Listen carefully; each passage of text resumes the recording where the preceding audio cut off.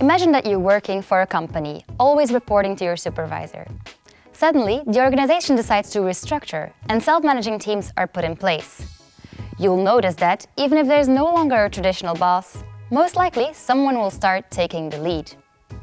But what is it exactly that makes precisely that person emerge as a leader at that point in time?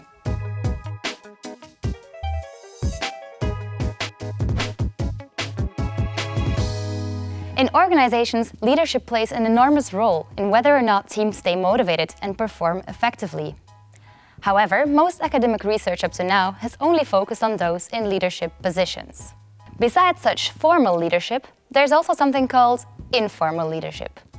This is a dynamic process of mutual influence where anyone, regardless of their position, can become viewed as a leader. Moreover, who is seen as a leader can also change over time.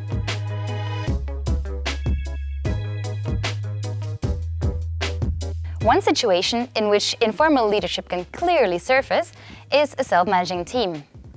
To stay competitive in an increasingly dynamic business environment, more and more organizations are implementing self-managing teams, where typically no one is assigned as a hierarchical leader, but anyone can take on leadership.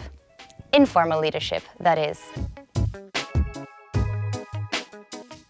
Yes, it's not because there is no formal leader that there is no leadership. On the contrary, leadership is necessary for self-managing teams to function. In the absence of a formal leader, team members will look at those displaying informal leadership to take on leadership tasks such as setting the agenda, creating vision, or making important decisions. So who the informal leader is will to a large extent influence a team's success, yet very little is known about why certain people emerge as leaders and others don't. With our research, we will study the dynamic process through which such informal leadership unfolds. We will analyze which behaviors lead to leader emergence, in which contexts.